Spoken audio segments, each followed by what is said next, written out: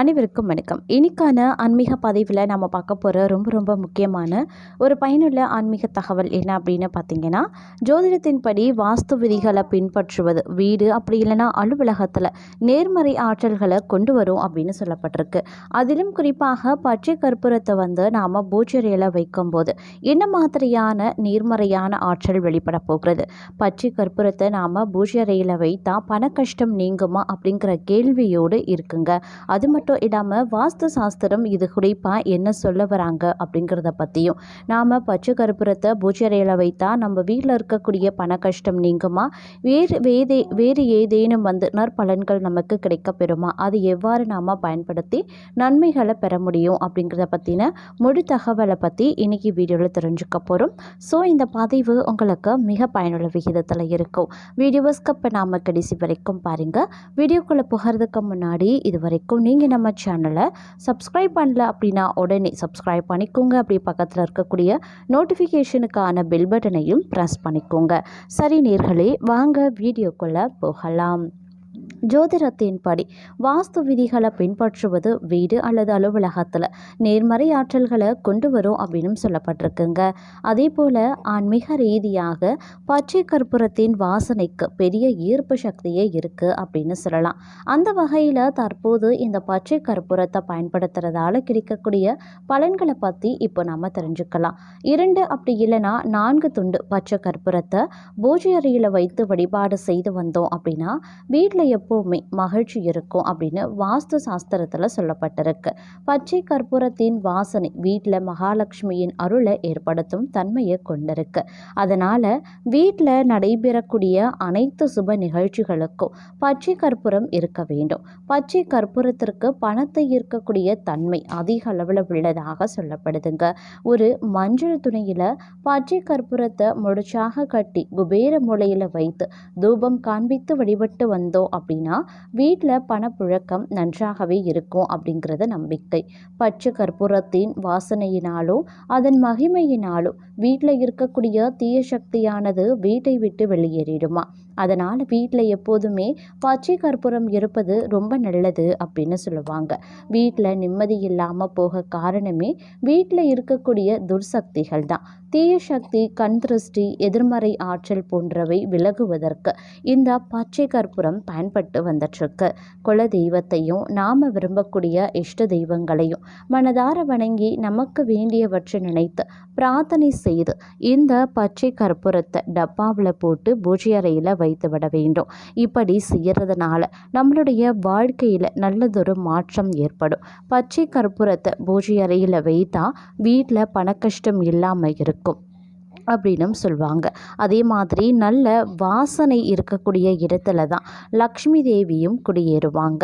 அதனால் இந்த பச்சை கற்பூரத்தை மேலே சொன்னது போல் பயன்படுத்தினோம் அப்படின்னா வீட்டில் செல்வம் பெருகும் அப்படின்னும் சொல்லலாம்.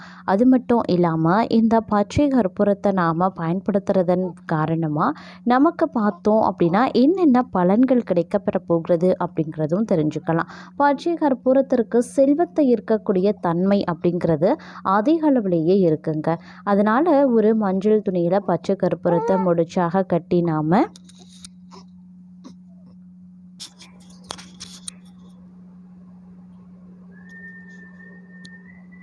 ஒரு மஞ்சள் துணியில் பச்சை கற்பூரத்தை முடிச்சாக கட்டி குபேர மூலையில் வைத்து தூபம் காண்பித்து வழிபட்டு வந்தாலே வீட்டில் பணம் எப்பொழுதுமே இருந்து கொண்டே இருக்கும். அதே மாதிரி காமாட்சி அம்மன் விளக்குலையும் பச்சை கற்பூரத்தை போட்டி நாம் விளக்கு ஏற்றினோம் அப்படின்னா அதனுடைய நறுமணம் பூஜை அறை முழுவதும் பரவுவதோடு நேர்மறையான ஆற்றல்கள் அதிகரித்து காணப்படும் அப்படின்னு சொல்லலாம். இதன் காரணமாக குடும்பத்துக்குள்ள நிம்மதியும் சுபிக்ஷமும் நிறைந்து காணப்படுவதோடு மட்டும் இல்லாமல் மகிழ்ச்சியும் நிறைந்திருக்கும் அப்படின்னு சொல்லலாம். மகாலட்சுமியும் வாசம் செய்வாங்க. அதே மாதிரி பச்சை கற்பூரம் அப்படிங்கிறது இயல்பாகவே அதிக வாசனை நிறைந்ததுங்க. பச்சை கற்பூரத்தின் வாசனைக்கு பெரிய சக்தியே இருக்கிறது அப்படின்னு சொல்லலாம். பச்சை கற்பூரத்தை பூஜை அறையில் வைக்கிறதுனால வீட்டில் எப்பொழுதுமே நிம்மதி குடிகொள்ளும்.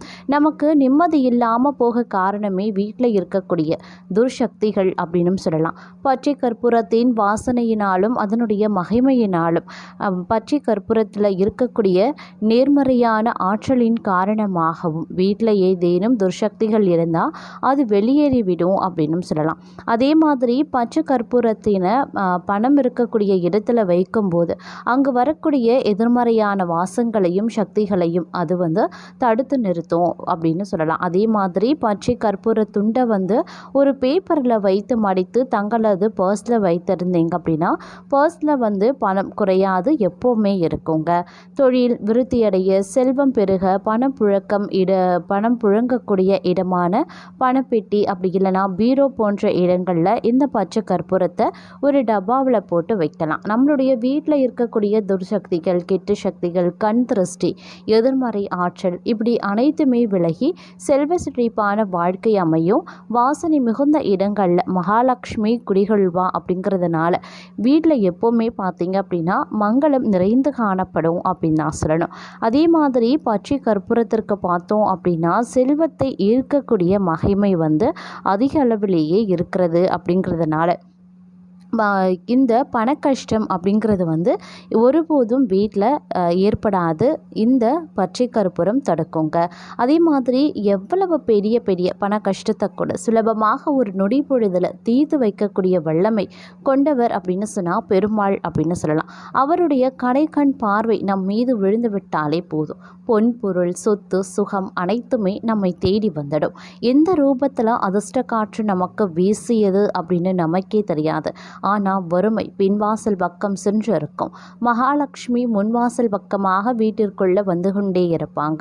அந்த பெருமாளின் ஆசீர்வாதத்தை வாங்க தினம் தினம் நாம் பெருமாள் வழிபாட்டை மேற்கொள்ள வேண்டியதும் அவசியம். அதே மாதிரி பெருமாள் வழிபாட்டில் அதிகப்படியாக முக்கியத்துவம் கொடுக்கக்கூடிய ஒரு பொருள் அப்படின்னா அது பச்சை கற்பூரம் அப்படின்னு சொல்லலாம். பெருமாள் கோவில்களில் பெருமாளுக்காக செய்யக்கூடிய பிரசாதத்தில் இருந்து அவருக்கு வைக்கக்கூடிய தீர்த்தம் வரைக்கும் பச்சை கற்பூரமானது சேர்க்கப்படுது. ஒருவருடைய வீட்டில் பச்சை கற்பூரம் எந்த அளவில் புழக்கத்தில் இருக்கிறதோ அந்த வீட்டில் அந்த பச்சை கற்பூரத்தின் வாசத்திற்காகவே பெருமாள் விரும்பி வாசம் செய்வாராம். பச்சை கற்பூரத்தின் வாசம் நிறைந்திருக்கக்கூடிய வீட்டில் பண கஷ்டம் இருக்காது. பச்சை கற்பூரத்தை வாங்குவதற்கு நீங்கள் எவ்வளவு பணம் செலவு செய்கிறீர்களோ அந்த அளவுக்கு உங்களுக்கு ரெட்டிப்பு மடங்கு வருமானம் அதிகரிக்குமா. இந்த பச்சை கற்பூரத்தை வீட்டில் எப்படியெல்லாம் பயன்படுத்தலாம்? ஒரு சிறிய கிண்ணத்தில் சுத்தமான தண்ணீரை ஊற்றி அதில் கொஞ்சம் பச்சை கற்பூரம், 2 துளசி இலைகளை போட்டு இந்த தீர்த்தத்தை பெருமாளின் பாதங்களில் வைத்து வழிபடலாம். தினம்தோறும் இந்த தீர்த்தத்தை பெருமாளுக்கு முன்பு வைத்து விட்டு உங்கள் கடன் சுமை குறைய வேண்டும், பண கஷ்டம் தீர வேண்டும் அப்படின்னு பிரார்த்தனை செய்து கொள்ளுங்க. மறுநாள் இந்த தண்ணீரை செடியில் ஊற்றிவிட்டு மீண்டும் புதிய தண்ணீரை வைத்து பிரார்த்தனை செய்து வர வேண்டும். அடுத்தபடியாக தங்களுடைய வீட்டில் சாதாரண கற்பூரத்தை ஏற்றி ஆராதனை காண்பிப்பீங்க. அதற்கு பதில் இந்த பச்சை கற்பூரத்தை ஏற்றியும் இறைவனுக்கு கற்பூர ஆராதனை காண்பிக்கலாம். தங்களுடைய வீட்டில் பணம் வைக்கக்கூடிய பெட்டியில் எப்போதுமே இந்த பச்சை கற்பூரம் குறையாமல் இருக்க வேண்டும். பச்சை கற்பூரத்தை வைத்த ஒரு சில நாட்களில் அது காற்றில் கரைந்து விடும். அது கரைவதற்கு முன்பாக அதில் இருக்கக்கூடிய வாசனை குறைவதற்கு முன்பாகவே மீண்டும் புதியதாக பச்சை கற்பூரத்தை வாங்கி பணப்பெட்டியில் வைத்து விடுங்க. வரவேற்பு அறையில் ஒரு சிறிய கிண்ணத்தில் பச்சை கற்பூரத்தை நுணுக்கி போட்டு வைத்தால் அந்த வாசம் வீடு முழுவதும் நிரம்பி இருக்கும். நிலைவாசலில் ஒரு சிறிய அகல் விளக்கில் கொஞ்சம் பச்சை கற்பூரத்தை நுணுக்கி போட்டு வைத்தோம் அப்படின்னா தங்களுடைய வாசல் பகுதியும் வாசமாக இருக்கும் அப்படின்னு சொல்லலாம். மகாலட்சுமி வீட்டிற்குள்ள விரும்பியும் வருவாங்க. வாரம் ஒரு முறை சனிக்கிழமை மற்றும் புதன்கிழமையில் ஏதாவது ஒரு இனிப்பு பலகாரம் செய்ய வேண்டும். அந்த இனிப்பு பலகாரத்தில் ஒரு சிட்டிகை பச்சை கற்பூரத்தை சேர்த்து செய்யுங்க. இதை நிவேதனமாக பெருமாளுக்கு வைத்து ஒரு தீபம் ஏற்றி வைத்து பண கஷ்டம் தீர வேண்டும் அப்படின்னு பிரார்த்தனை செய்து கொண்டாலும் உங்கள் வீட்டில் இருக்கக்கூடிய பண கஷ்டம் படிப்படியாக குறையும். அதே மாதிரி உங்களால் முடிந்தால் உங்களுடைய வருமானத்தில் ஒரு பங்கை பெருமாளுக்கு செலுத்துவதாக பிரார்த்தனை செய்து கொள்ளலாம். ஒரு மாதத்திற்கு 10,000 ரூபாய் நீங்கள் சம்பாதிப்பதாக இருந்தால் அதில் ஒரு 100 ரூபாயை பெருமாளுக்கு செலுத்தி அவரை உங்களுடைய பார்ட்னராக சேர்த்து கொள்ளுங்க. உங்களுடைய வருமானத்தை அவர் எப்படி பல மடங்கு பெருக்கி தருகிறார் என்பதை கூடிய சீக்கிரத்தில் நீங்கள் உணர்வீர்கள். நிறைய பேருக்கு இந்த நம்பிக்கை இருக்கிறது. தாங்கள் செய்யக்கூடிய தொழிலில் பெருமாளையும் ஒரு பார்ட்னராக தயாராக வைத்து வரக்கூடிய லாபத்தை இன்றளவும் கோடி கோடியாக பக்தர்கள் திருப்பதி பெருமாள் கோவில் உண்டியல்ல செலுத்தி வராங்க என்பதும் குறிப்பிடத்தக்க ஒரு விஷயம். நம்பிக்கையோடு இந்த விஷயத்தை நீங்களும் முயற்சி செய்து பாருங்க. தங்களுடைய லாபமும் பல மடங்கு பெருகும் என்ற நம்பிக்கையுடன் இந்த பதிவினை நிறைவு செய்து கொள்ளலாம்.